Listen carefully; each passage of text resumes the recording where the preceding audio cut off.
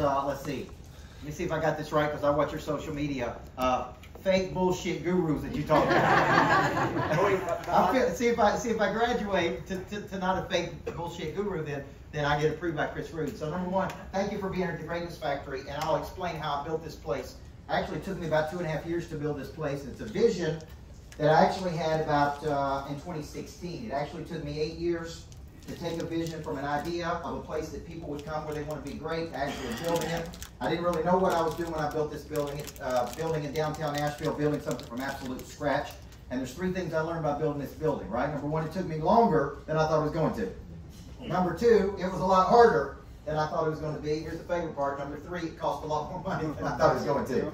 I'm still paying for it today. So, number 1, thank you, Chris and Mama Rood. I love you guys. I've been following you guys. These guys saw me speak at 10X in 2018.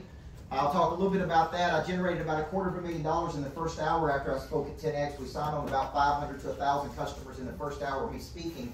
And since that day, we did about $2 million of revenue from that one stage. So, needless to say, that stage changed my life.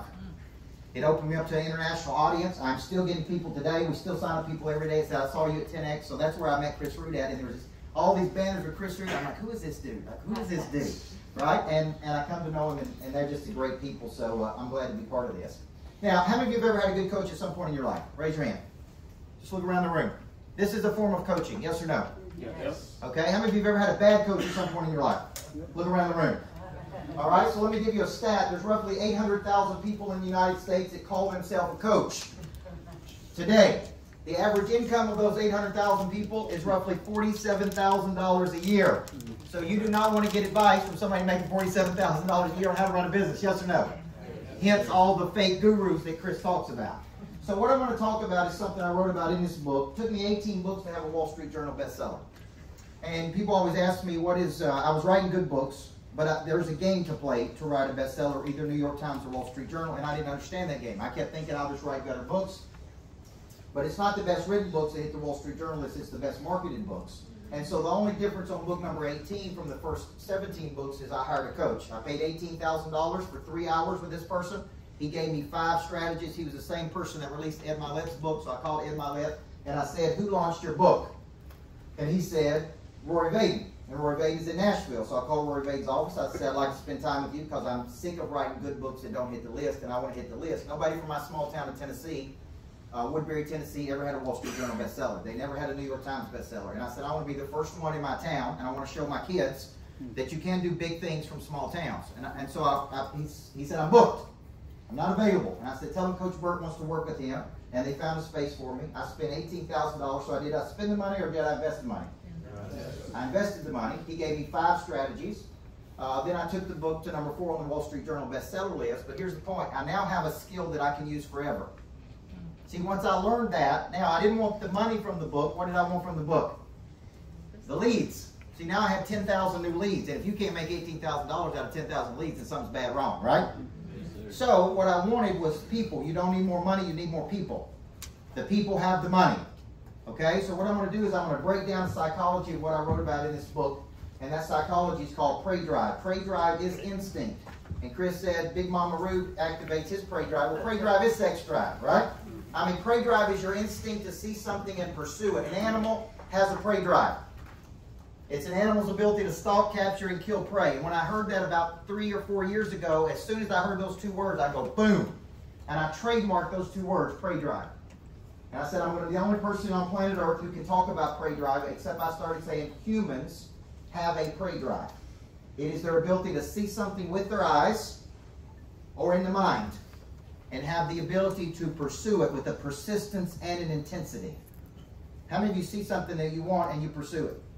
Isn't that what you do in real estate? You go out, you see it, and you pursue it. But what you're going to need is you're going to need a persistence, which is a long obedience in the same direction, and you're going to need an intensity. And what I find by coaching lots of people, about 2,000 people a month, I've been coaching for 33 years, is a lot of people can activate this drive in the short term. But they do not have the persistence and the intensity they need for the long term, right? And I'm actually going to show you where you fall off the wagon. Because human nature is to start with good intention. We get excited. We come to a conference. We hear somebody. We want to go conquer the world, right? And then we fall off the wagon. We get undisciplined. We get distracted, which means to pull apart. We can't stay focused. We don't have the right people around us. And then we fall off the wagon, and then we experience guilt. And that guilt is actually associated with grief. We are grieving our lost potential. And potential being an idea of kinetic energy that is stored until activated. How many of you have a lot more potential than what you're showing? And I like to tell people, telling a 14-year-old you got potential is cute. Telling a 42-year-old it's not so cute, right? When they're telling you at 42 years old you got potential, what are they really saying? Get off your lazy ass and go do something. That's what they're trying to say to you. So potential is an idea, okay? It's an idea of kinetic energy that is stored until that potential is activated. How many of you got exposed to someone and that exposure activated your drive? How many of you just being in downtown Nashville activates your drive? See, the reason I wanted this space, I bought this space for $3.6 million. It appraised at $7.3 million before I moved in. I used the equity to build it out. I spent about $3 million building this space out, so it's not cheap, right? But if it's working the way it should, all of the offices downstairs are rented. There's co-working downstairs, 50 people at $500 at $25,000 a month. The offices downstairs kick off between $41,000 and $52,000 a month. And then the theater and all the spaces you see up here are rentable. And I say I rent everything out except my private office, and my private office has my own bathtub in it. I don't rent that part out. But Chris, I might if somebody wants it bad enough. So when you think about it, I'm actually going to show you how I built a successful business and took the profits from my business and went and bought real estate. I did a little bit different way than the way you do it because I have a lot of intentionally congruent real estate. I have a 8,000 square foot lodge. It sits on 27 acres. About 35 minutes from here that I do events. I put $293,000 down on that lodge, and I made about $500,000 back in the first 6 months on that lodge by doing coaching events there. So I actually take the profits from my coaching business and go buy real estate, and then I actually use the real estate to coach in. And I foresee this at some point that Chris will be having these Allies Mastermind at his own. He's already doing it at his properties, right? And I call that intentional congruence. It's where everything feeds everything. I love coaching people and I love real estate. So I started asking, how do I buy the real estate versus rent the real estate? How do I own the real estate so I could control the environment? We have a house in Florida. It's about a $6 million property. And we use that property in Florida to do couples retreats. So we take 15 couples per retreat. We do that about 6 times a year. And that pays for the house in Florida, right? And I told my wife, I said, you have anything you want as long as we produce an asset to pay for it, right or wrong? Okay, so I'm going to show you how to activate this drive in you. Now, I learned this many years ago. This was me when I took over as the youngest head coach in the state of Tennessee at the 2nd largest high school. Look at all the hair I had, number one. That's what happens when you coach girls. See, y'all got this. And God gifted me with 2 very strong-willed daughters. Can you imagine that? Because for years, I had 30 girls a year, and I was like the surrogate father to these girls. I spent 5.5 hours a day with these players over 4 years. When players come in to play for me, we taught every player the 7 habits of highly effective people. We taught them the principles of good to great, the 5 dysfunctions of teams, the 5 disciplines of a learning organization, the power of intention. Imagine your 14-year-old daughter playing for a guy like me. And what I'm really turning her into is a freaking stone cold killer machine. And she's smarter than other people's kids. She plays harder than other people's kids. She's got a discipline other people's kids don't have. And it's because of who's coaching her.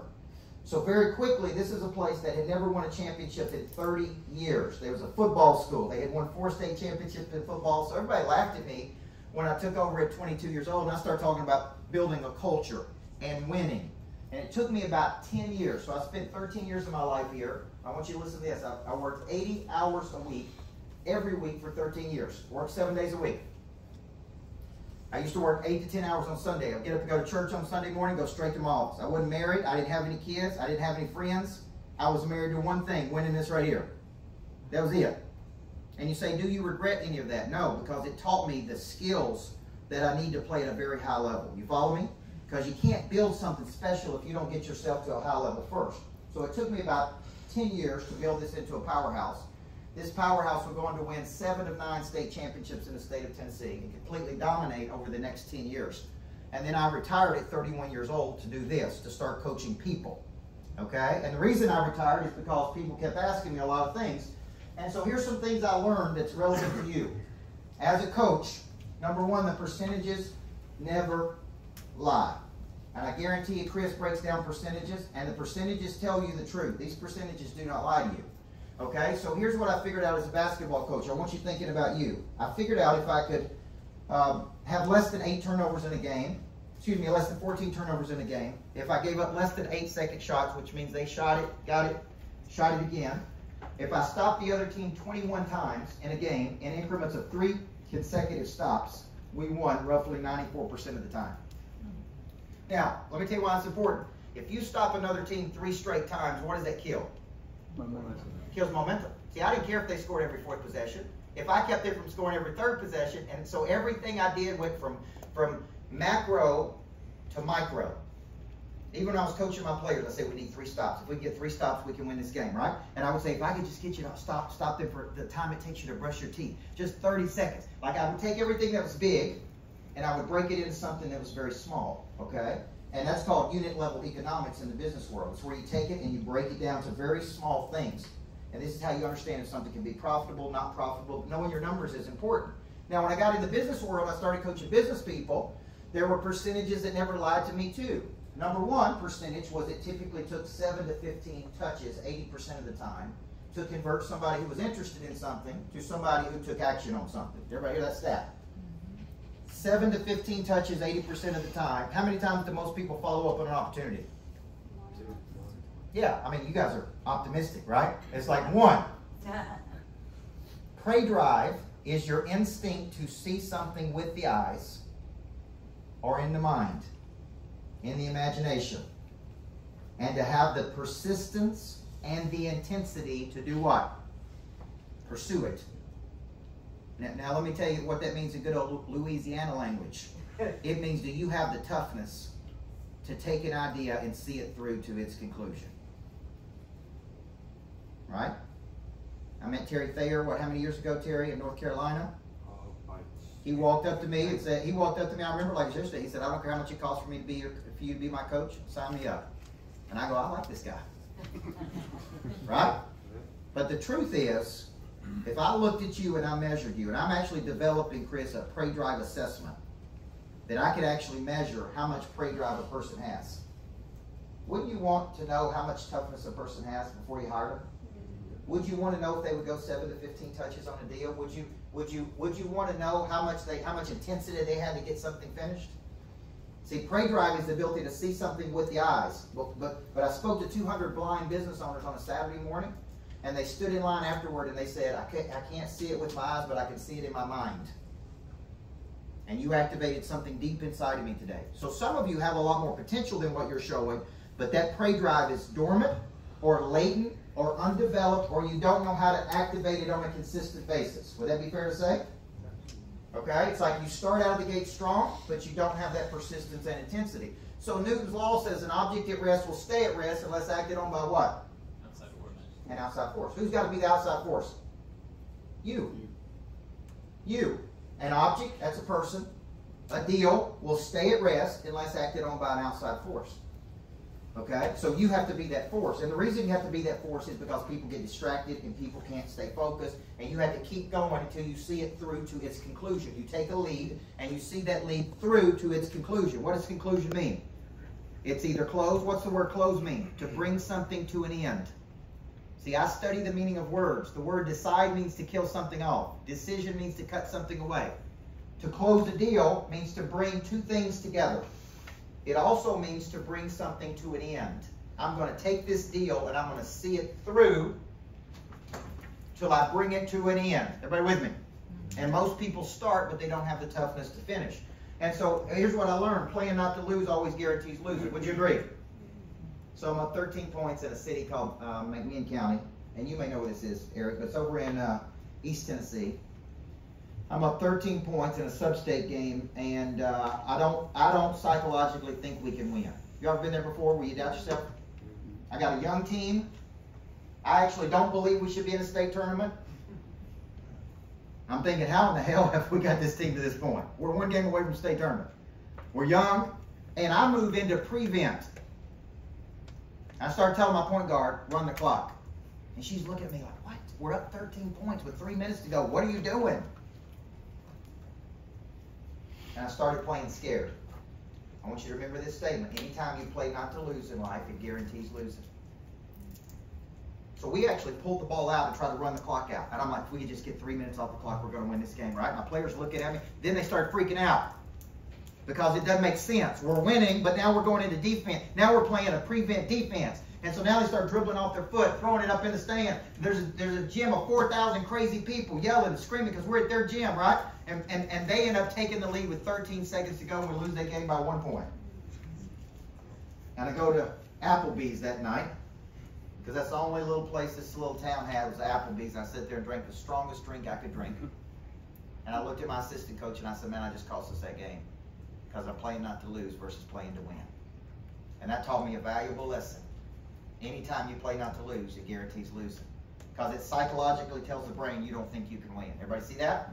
And I had to do that to figure that out, okay? So what I'm telling you is always play offense in life. And in basketball, offense was how do I get the ball to the midline in less than 2.3 seconds? How do I wear the other team down? How do I break their spirit? How do I just keep coming at them and keep coming at them? And they go, man, this guy just keeps coming.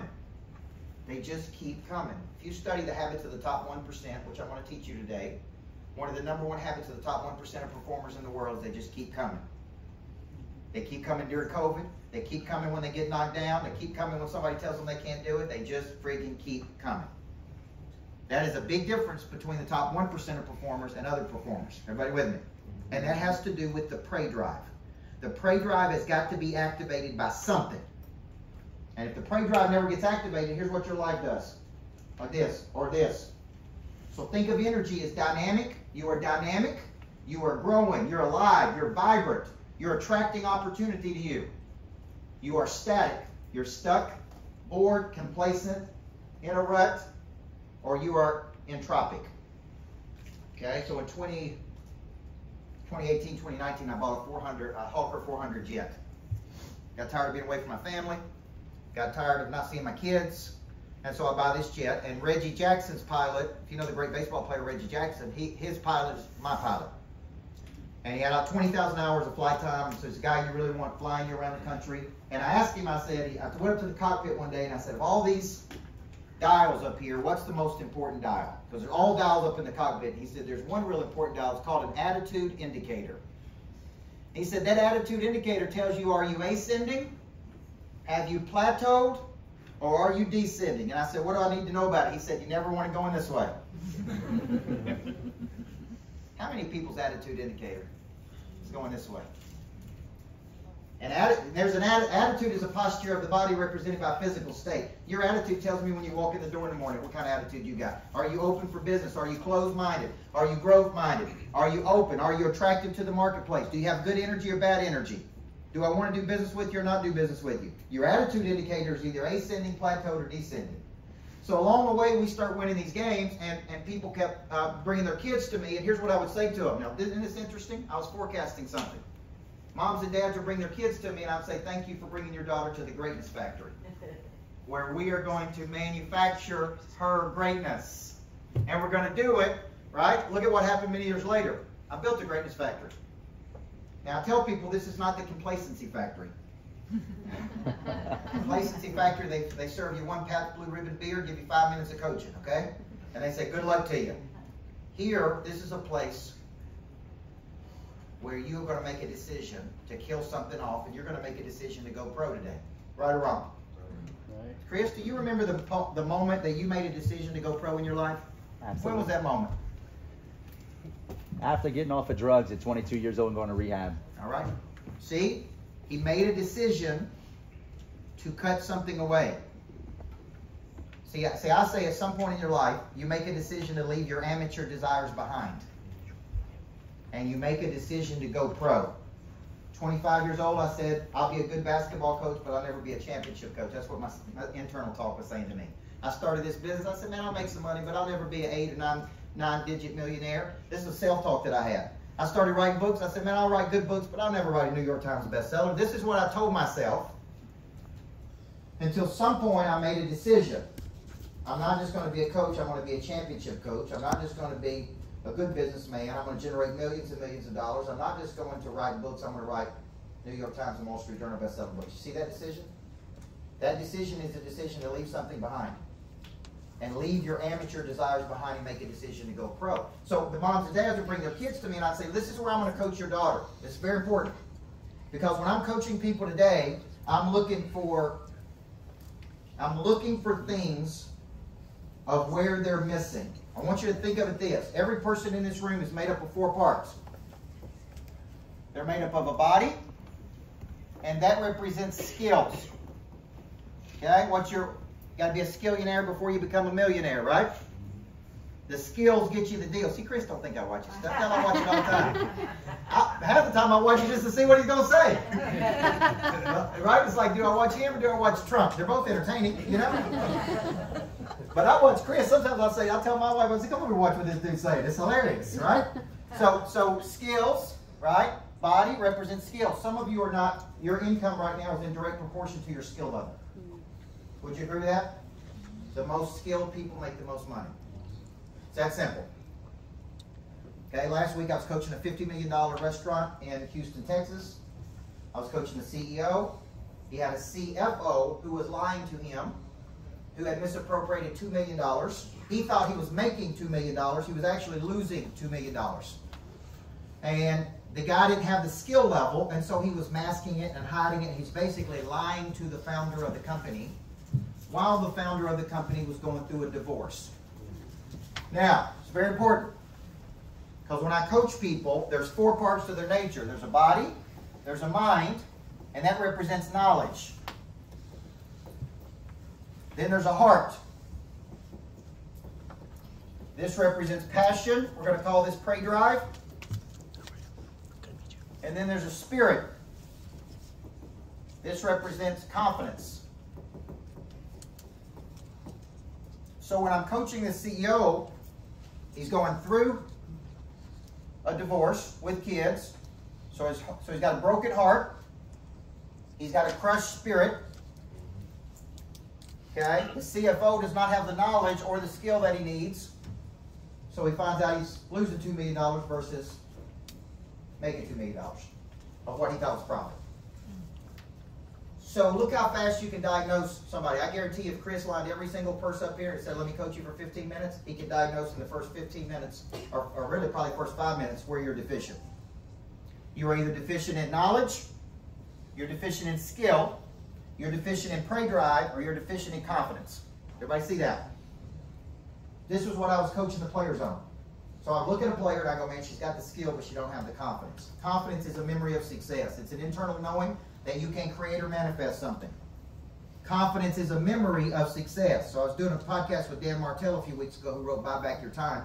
And I said, man, building this greatness factory, hey, it's cost me a fortune, right? It's cost me $7 million to build this thing.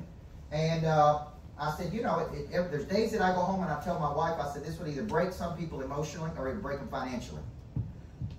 And he said, go back to a time in your life when your back was against the wall that you didn't figure out a way to win.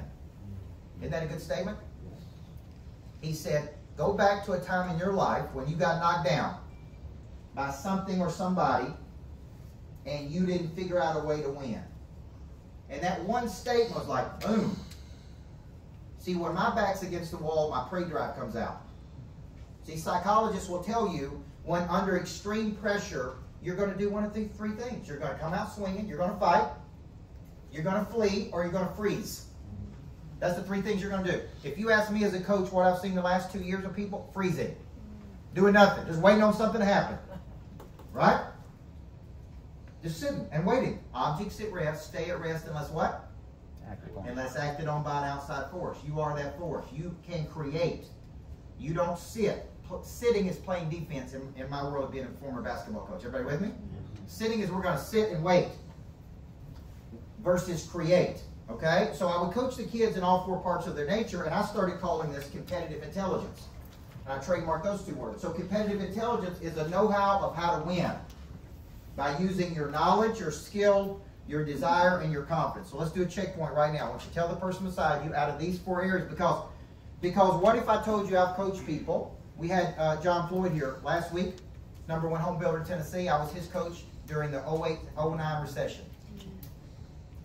And he said, you know why I hired you, Coach Burt, in 08-09? Because they were building 700 homes a year. They were selling sometimes 40 a week. When he hired me, he said, we can't figure out how to sell 4 a week. And he told the group this week, he said, I hired Coach Burt in 08-09 because if I was going to go down, I wanted somebody to hold my hand. I was like, well, he paid me $250,000 to hold his hand. I'm like, okay, I'll take that. I'll hold your hand for $250,000 too. Now, here's my point though. You know, last year he made $55 million personally. He said in his meeting last week that he had $100 million of cash in the bank. Today, it's worth $350 million. And in 08, 09, he couldn't figure out a way to sell one house. You follow me? My number one job when I was coaching him was to reactivate his prey drive. And I said, you're going to be the first one in the office and you're going to be the last one to leave every day. We're going to get back to basics. The real estate agents didn't know how to prospect. They didn't know how to follow up. They were watching the fishing channel when people would come in and do tours. Those agents went from making $300,000 a year in good times to $30,000 a year because they didn't have the skills. They didn't know how to prospect. They didn't know how to explain value. They didn't know how to follow up. Nobody had ever taught them. And then when the market, see, that's called false positive. That's a word you can use, Chris. False positive. And false positive is where you actually believe your own hype. You actually believe you're a lot better than you really are. And in the sports world, right? So you take a Deion Sanders, who I'm a big fan of Deion Sanders. But when he played Oregon, what did it expose? When they got beat 42-50 to nothing, it said, look, y'all are not that good yet. You brought in a lot of money. They won 0 games before he got there. They won 4 or 5 this year. But what happens in competition is the competition actually exposes your weakness. Would you agree? Yeah. So if you don't have the skill, the competition actually can see that because you don't know how to win at that level. You don't have that competitive intelligence, which is why you're here. So along the way, we started winning games, and people started asking me, how are you winning all these games?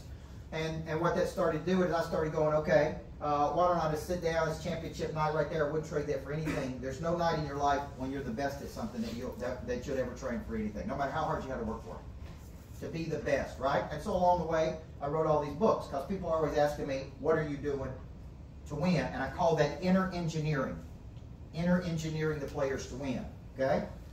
Now, when you think about it, that ended up, this is where Chris met me when I spoke at 10X in 2018.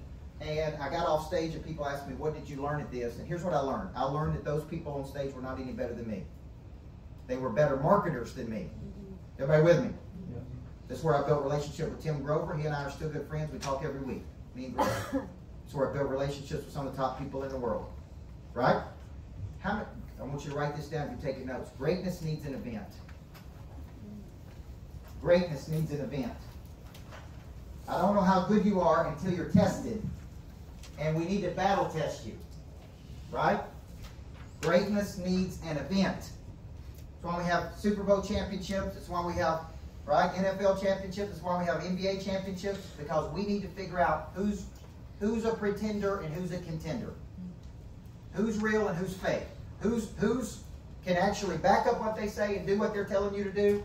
And who actually does it. I still prospect every day. When I'm competing versus Cardone, Andy Elliott, any of those people, do you know what I do? I personally call the prospect. And I said, well, we're looking at you, we're looking at Cardone, we're looking at Andy Elliott, and I like all those guys. But I said, when's the last time you talked to them? And they said, well, we've never talked to them. And I said, you're talking to me right now, aren't you? I'm going to be the one coaching you. I'm calling you. I still prospect every day. I still follow up every day. I still engage with people every day. I was prospecting Chris to get him to have his event here. Yes or no? Yes, sir. I mean, if you come to Nashville, come to the Greatness Factory. I practice what I preach every day. I don't ever tell you to do something I don't do myself. You everybody see that? And to me, that's what separates a lot of people. Okay? So when you're thinking about this is your prey drive. So 41 years old. I'm sitting at a boot camp in Mount Juliet, Tennessee. There's a Vietnam veteran teaching the boot camp. He was in the War Dog Division of the Vietnam War. His job was to go ahead of the infantry, with an animal, with a dog. The dog's job was to sniff out bombs, booby traps, ambushes. And he kept talking about the dog having a prey drive. How many of you have a dog? How many of you have a dog say, this sweet little dog would never hurt anybody? How many of y'all said that before? If that dog thought you were in danger, and that dog's prey drive was activated, I don't care if that dog was this big, you would not want to be alone in a room with that dog. Because that dog has a prey drive, which is its killer instinct. So I'm sitting here listening to this Vietnam veteran talk about prey drive, and I didn't know what prey drive was. I'm like, what is this? Like, I'm fascinated by it. And so I did what most people would do when I didn't know something. I Googled it. And it said an animal's ability to stalk, capture, and kill prey. I go, that's a salesperson. Right or wrong? They see it, they pursue it, they capture it. Isn't that kind of what you guys do? Yes or no? You get out in the world, and you ride around, and you look at deals, and you see it, and you pursue it, and you capture it. And so I sit down and I start playing around with this concept, prey drive. Except prey drive in a human is your instinct to pursue. It is instinctual ability to see something with the eyes and to have the persistence and the intensity to pursue it. Now, my wife is here today. If you ever see my wife, she's beautiful. And she's here today doing podcasts and shooting her own content. At 30 years old, my wife had never read a self-help book. She'd never gone to a workshop. She was working at Verizon selling cell phones. Her manager said, you have some potential. You need to go see this coach. Potential is what? An idea of kinetic energy that's stored until activated. She comes to a $47 workshop. She sits in the back. She takes notes like crazy. When she was finished, she walked right up to me and she said, I need to meet with you. And she was really pretty, and I go, I'm available right now. Our prey drive kicked in. And we have 3 kids, so apparently that converted to sex drive, right? So she walks up to me, and here's what I said. She said, I think I have some potential, but I don't know what to do with this potential. I think I have dreams, but nobody's ever coached me on those dreams. She said, you coached me more in the first 2 hours of this workshop than I've ever been coached in the first 30 years of my life. I said, I got 4 questions for you. Number 1, what do you love doing? What gives you energy? Not sucks all your energy. What do you love doing? Okay? One definition of passion is an irresistible belief for motive or action. But what if I told you one definition of passion is to suffer? Are you willing to suffer? Chris talked about almost going bankrupt twice. Are you willing to suffer for what you want? That is a long obedience in the same direction. You see all these people on Instagram, you're like, how are they doing this? And I'm going to do what they're doing. Go back and track their actual record on how many years it took them to actually do it. When did they start doing it to where they are today? How many years have they worked the muscle? How many deals have they followed up on? How many heartaches have they had? How many people have tried to screw them along the way? You with me? Go back and study that part and see if they just keep fighting. So I said to my wife, what do you love doing? Number 1. Number 2, what could you be the best in the world at doing? Not just good. Like the best in the world. She said, I love hospitality. I love taking care of people. I can cook without recipes. I said, where's there a need in the world that you can fulfill? That's the economic question. How can you make money doing this? And then the 4th question I said is, what are you supposed to be doing? What are you supposed to be doing? That's your conscience. What could you be the best in the world at? What do you love doing? What are you supposed to be doing? She said, I love hospitality. I love taking care of people. And I said, well, why are you selling cell phones at Verizon? Help me to understand why you're selling cell phones at Verizon. See, I see a lot of people have all this potential, and I'm like, help me to understand why you're playing at a level 4 level.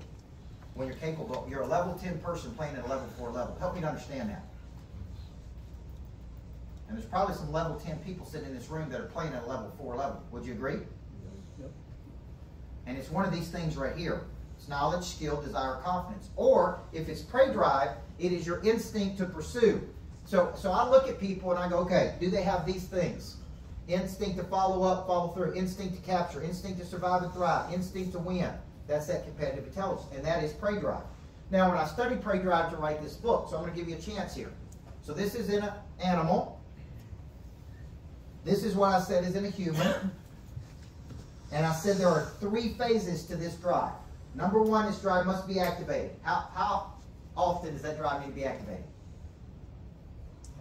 See, I wear a bracelet that says, go to bed tired, wake up hungry.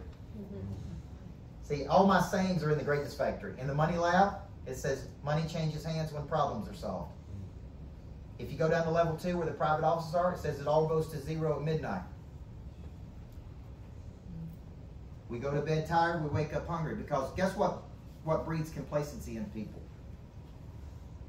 Satisfied needs never motivate, only unsatisfied needs. So what happens is when you start making some money, you become complacent. And you become complacent because all your needs are met. You're making good money, you got a good car, you got a good house, you got a good life. The enemy of being great is good, right? I'm pretty good. Everything's good. So the prey drive must be activated every single day. And I'm going to show you how to do that. Because the biggest word I hear, Chris, is inconsistency. I'm inconsistent. I'm up one day, I'm down one day, I'm on fire one day, I can't stick to something for a long cycle of time. Okay? And you're going to find out that embarrassment is an activator of prey drive. When I spoke at Terry's event in Mexico, I was 30 pounds heavier than I am today. You don't know this, but they actually asked me to come outside and swim. I just spoke on stage at his mastermind, his real estate mastermind. He asked me to come outside. I told my wife, I said, man, I'm embarrassed. I'm embarrassed because of the shape I'm in. I picked up the phone that day. I hired a former MMA fighter to live with me for a year. Jorge. Jorge went everywhere I went. He watched everything I ate. He worked me out twice a day. He traveled with me on the road. I get to a hotel at 10 o'clock at night. He'd knock on the door and say, let's go, right now. I'm like, man, I'm going to go sleep. He's like, I don't care what you want to do.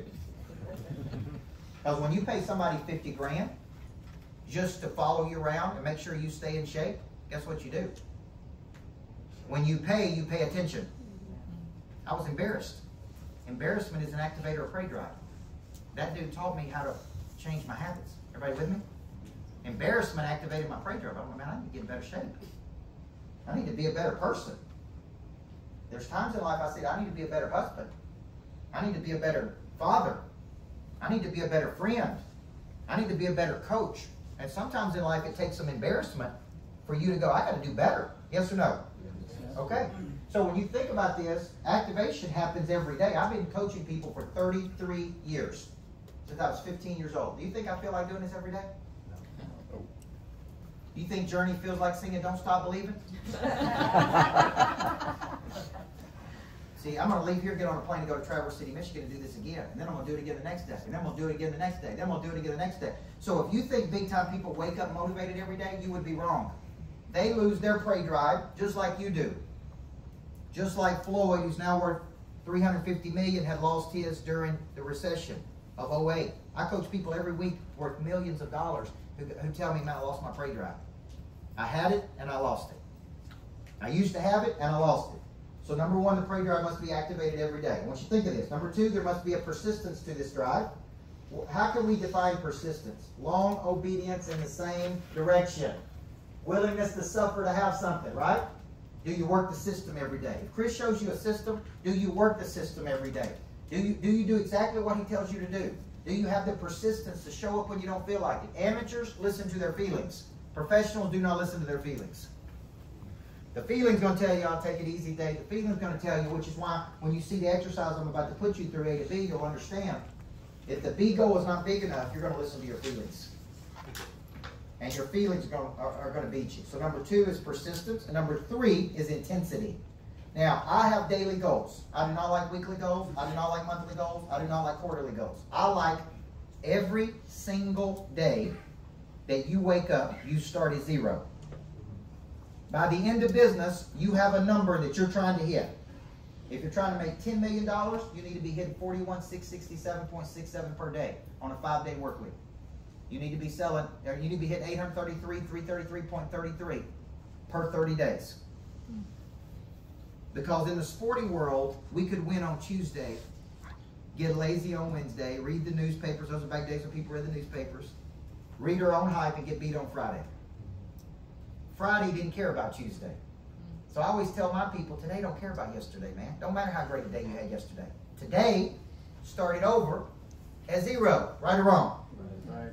Because I suspect in your world, you close some deals and you get a little lazy. And you close some deals and you get a little lazy. And you have a big month and you get a little lazy. Right? Satisfied needs never motivate. So just tell your brain, I don't care how much money you have in the bank account.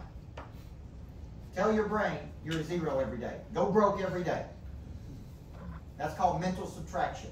So I take something that I love, the jet, the house, the car, and I go, if I don't hit my goals, I got to sell it. I tell my brain that I'm going broke. Everybody with me? What that does is it reactivates my prey drive so I never get lazy. Okay? So I want you to tell the person beside you, out of these three parts, where do you struggle the most? Activation, intensity, persistence. Okay? Activation, persistence, intensity. Tell the person beside you where you struggle the most.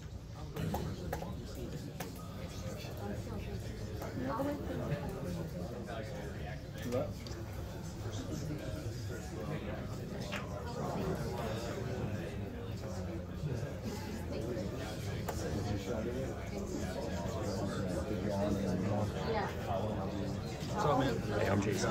We'll go both ways. There we go. Hey, Josh, Jason. All right. Switchers. I will go intensity. When you're on, but you take breaks. Take breaks. With my brother. Yeah. So here's a question. Here's a question. And for the people who said they don't struggle with any of these things, bullshit. Quit lying to yourself. Quit lying to yourself.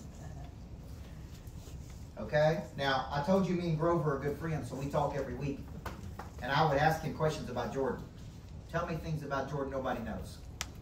He said Jordan had 2 scorecards. The way the team measured him and the way he measured himself. And it didn't matter if he scored 43 and had 20 rebounds and 15 assists. If he was not satisfied with the way he performed to his standard, he said he'd call me 2:30 in the morning. We'd go to the gym that night after a game. Right?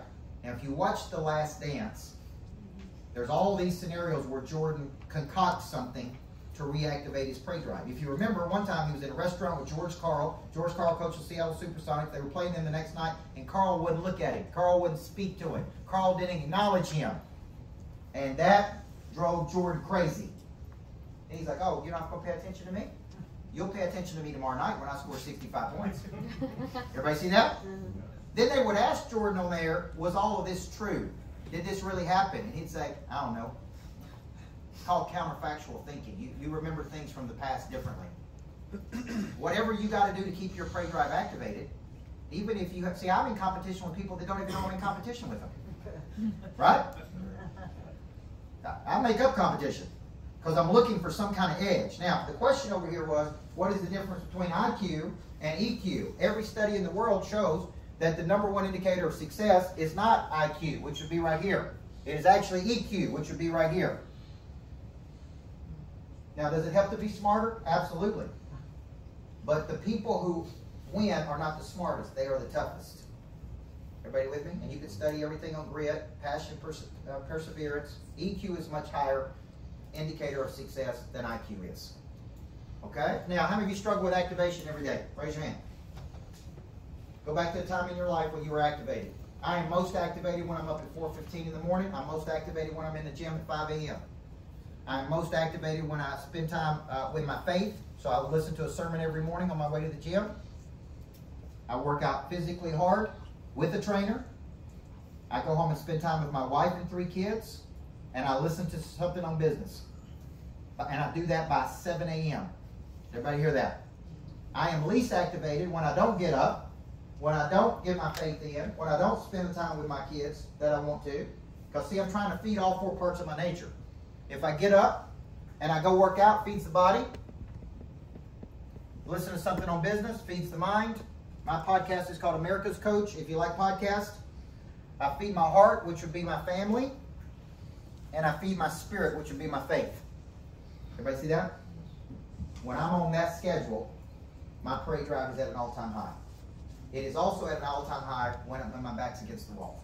So I'm most motivated by fear, fear of loss, and competition, and most likely embarrassment. Everybody see that? Do you know what activates your prey drive? And I see a lot of men and wives in here, there ain't nothing more attractive to your woman than your prey drive being on full go. I'm just going to tell you. Because that woman sees that man is going out into the world doing something big. We do a couples retreat, and the wife sometimes will convince the husband to come, and she'll pull me over to the side. She'll say, can you activate my husband's prey drive?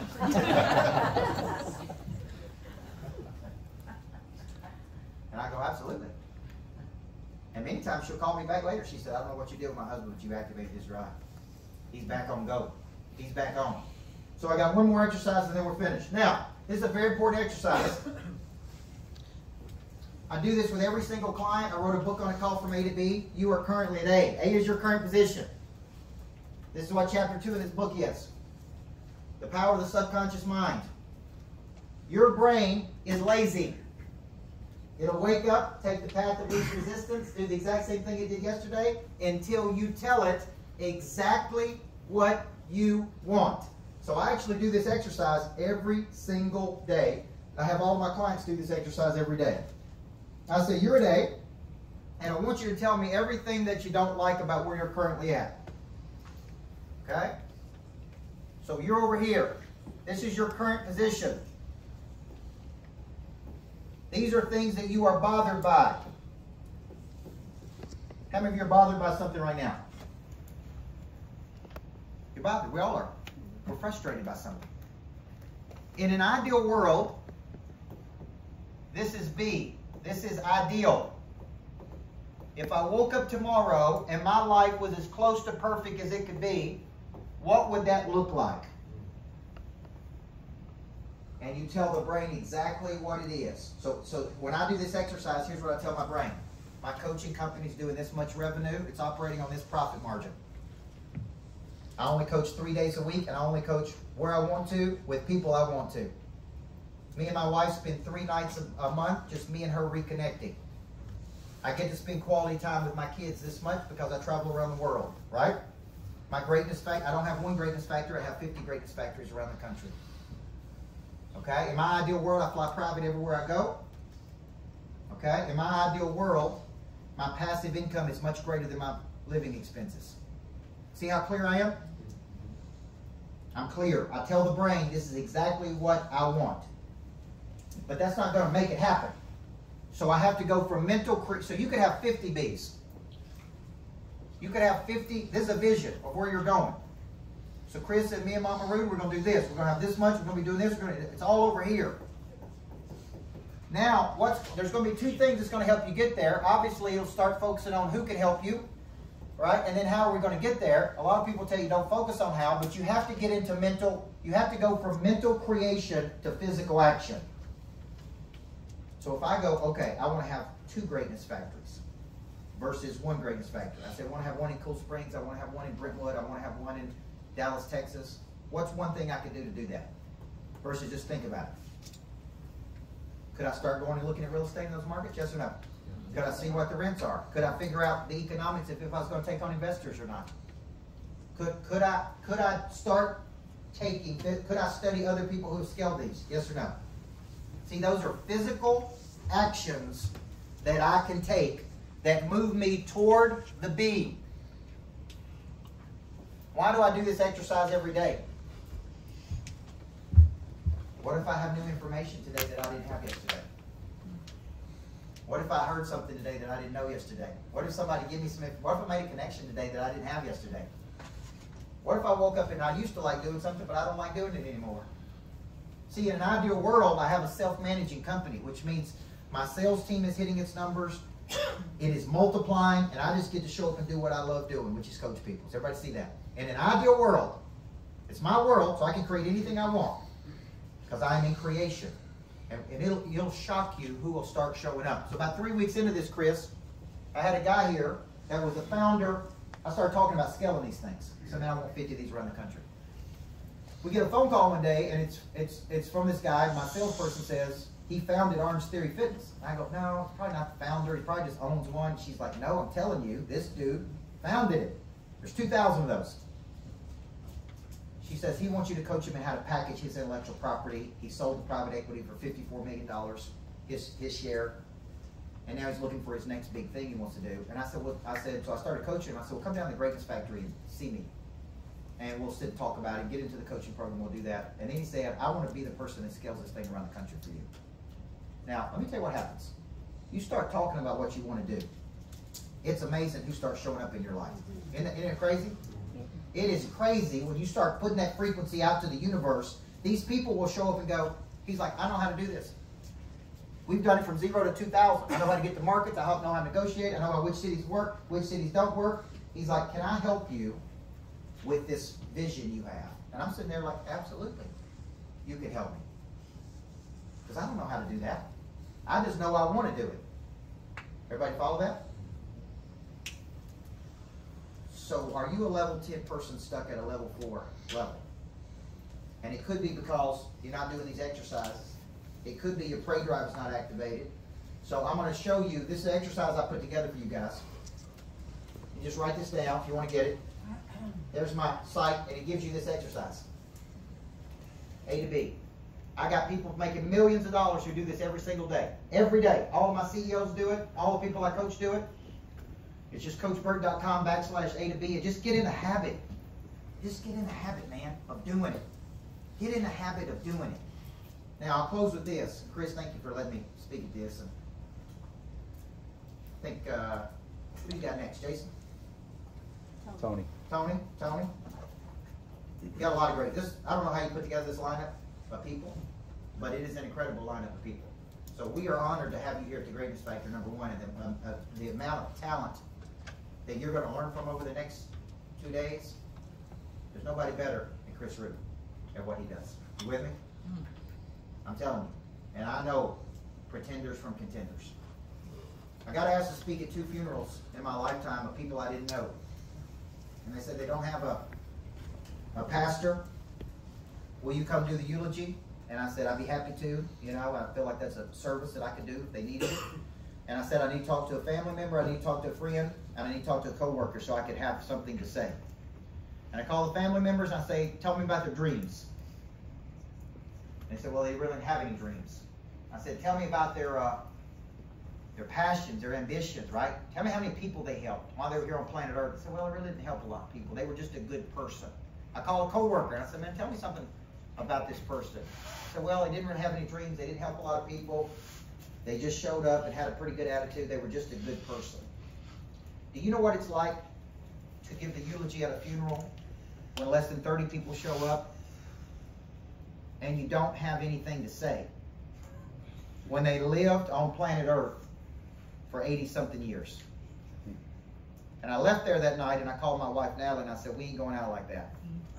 We're going to help so many people that when our lives are over, there ain't going to be a few people, there's going to be thousands of people. We're going to build greatness factories and we're going to devote our lives to helping other people. And so that at the end of our lives, they got to pick the top 3 things we did that they talk about at the funeral. You with me? Yep. And that is a choice you got. Be average or be great. Activate the prey drive or be a level 10 person stuck at a level 4 level. And only you can make that decision. Fair enough? Thank you guys for being here. God bless you. Chris, thank you. Thank you.